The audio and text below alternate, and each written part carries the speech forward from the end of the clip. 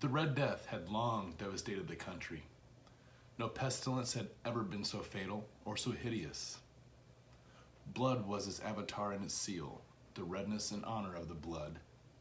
There were sharp pains and sudden dizziness, and in the profuse bleeding at the pores with dissolution.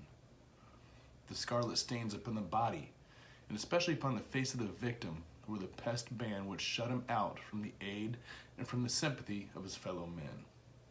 And the whole seizure, progress, and termination of the disease were the incidents of half an hour.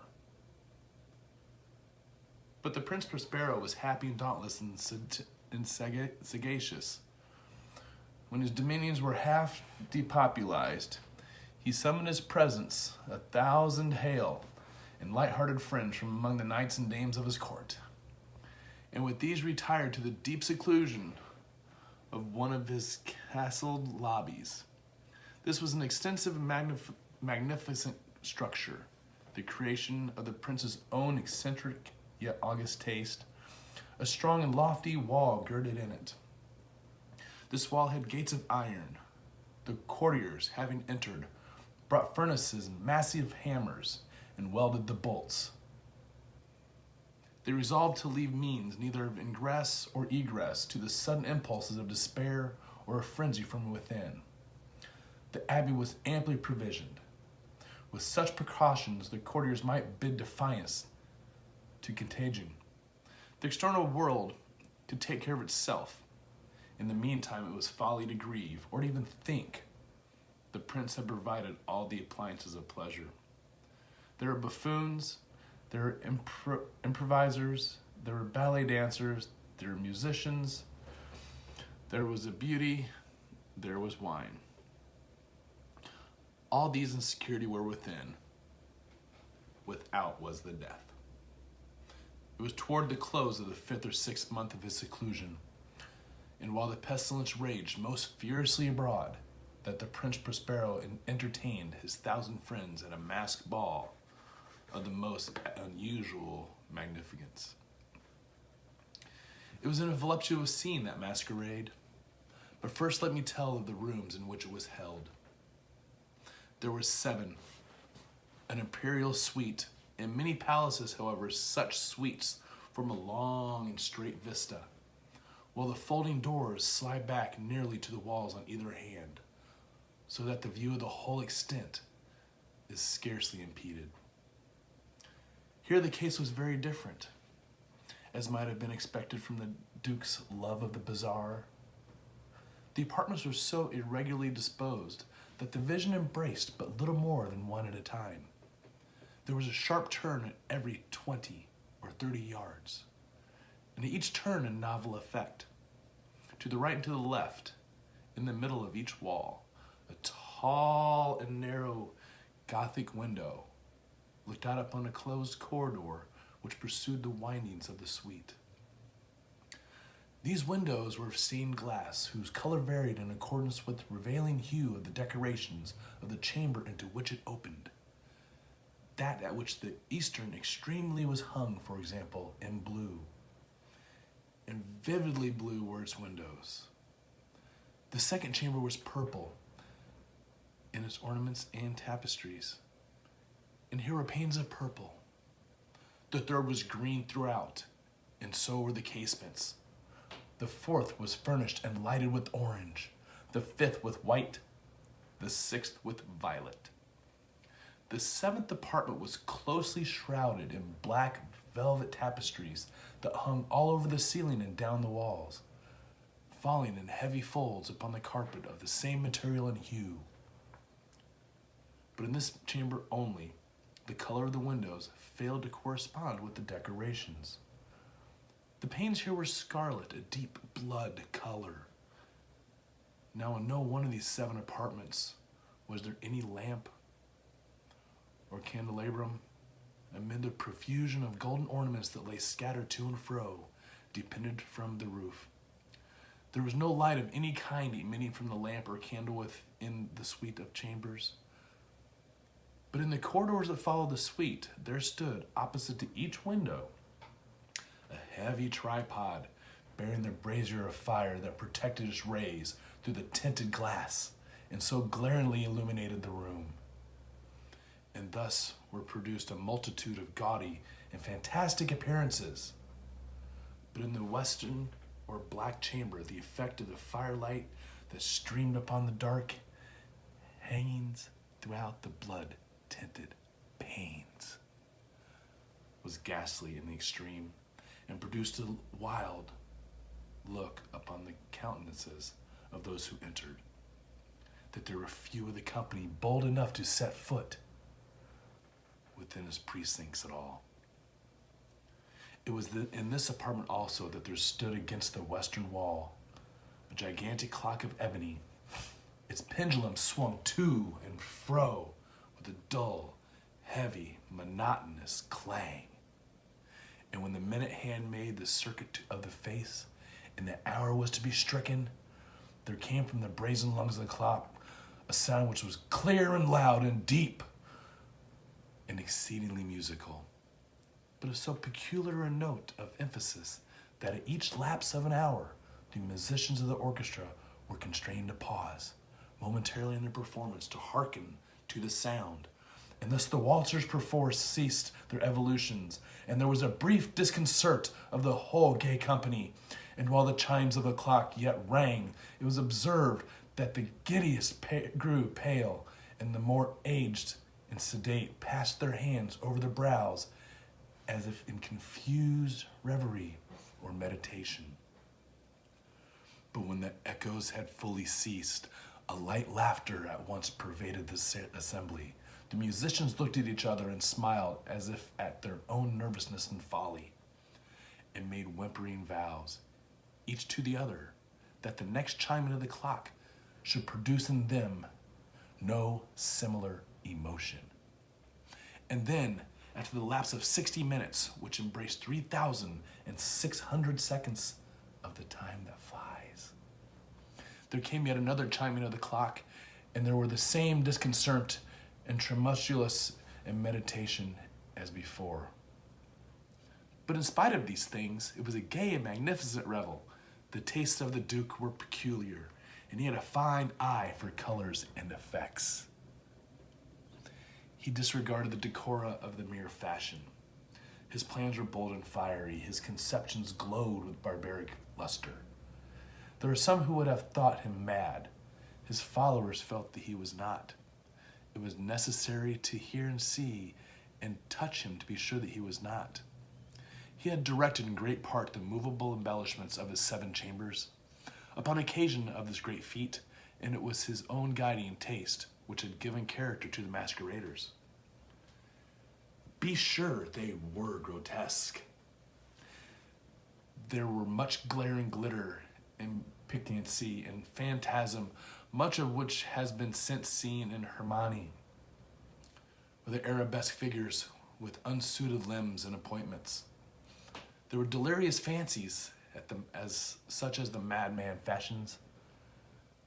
There was such the beautiful, such the wanton, much the bizarre, something of the terrible, and not a little of that which might have excited disgust.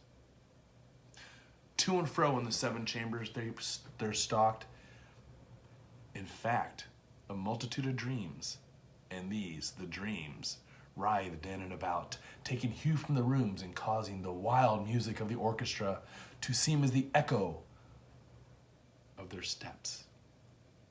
And anon there strikes the ebony clock, which stands in the hall of the velvet, and then for a moment all is still, and all is silent, save the voice of the clock.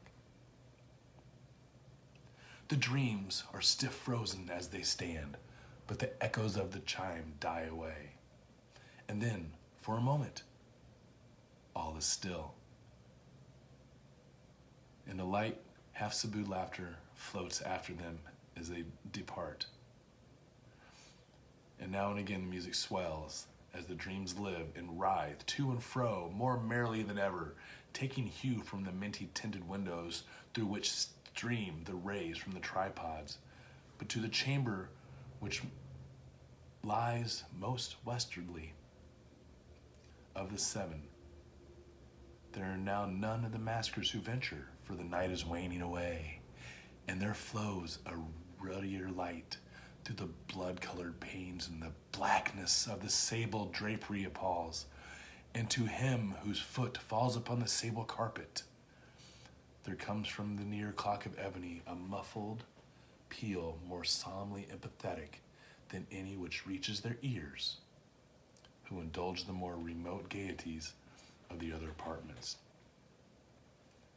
But these other apartments were densely crowded, and in them beat feverishly the heart of life, and the revel went whirringly on until the length there commenced the sounding of midnight upon the clock, and then the music ceased, as I have told, and the evolution of the waltzers were quieted, and there was an uneasy cessation of all things as before, but now there were 12 strokes to be sounded by the bell of the clock, and thus it happened, perhaps, that more of thought crept, with more of time, into the meditations of the thoughtful among those who reveled.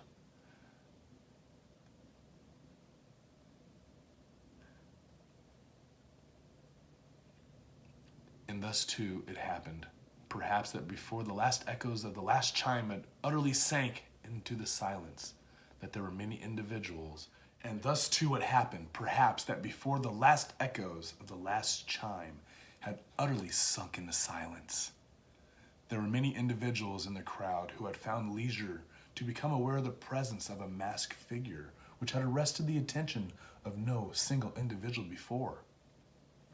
And the rumor of his new presence having spread itself whisperingly around, there arose at length from the whole company a buzz, a murmur, expressive of disapprobation and surprise, and then finally of terror, of horror, and of disgust.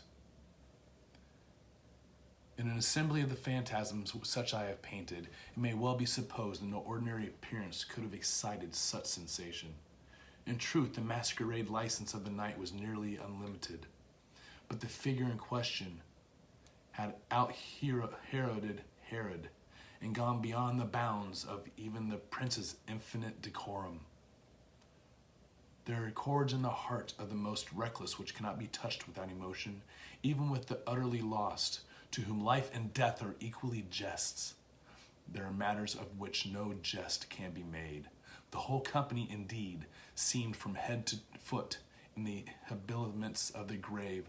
The mask which concealed the visage was made so nearly to resemble the countenance of a stiffened corpse that the closest scrutiny must have had difficulty in detecting the cheat.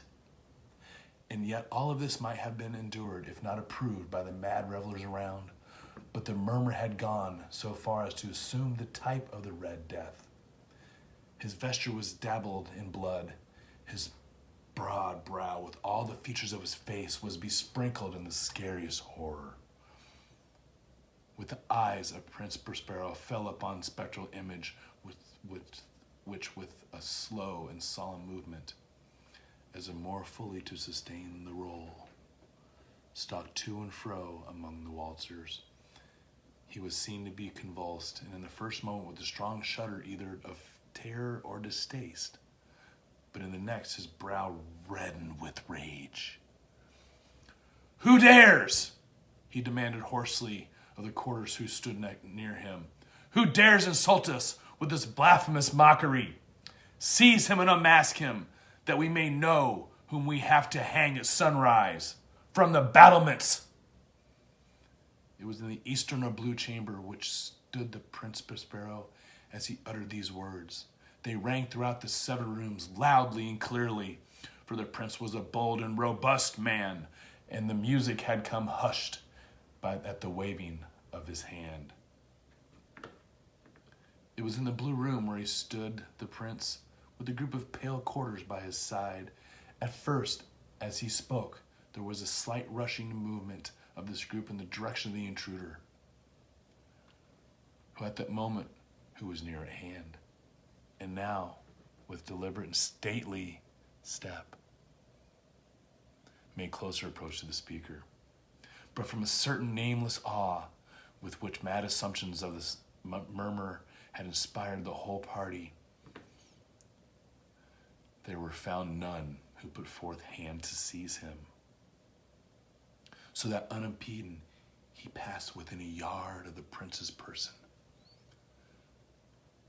And while the vast assembly, as if with one impulse, shrank from the centers of the rooms to the walls, he made his way uninterruptedly, but with the same solemn and measured step which distinguished him from the first, through the blue chamber, to the purple, through the purple, to the green, through the green, to the orange, through this again to the white, and even hence to the violet, ere a decided movement had been made to arrest him.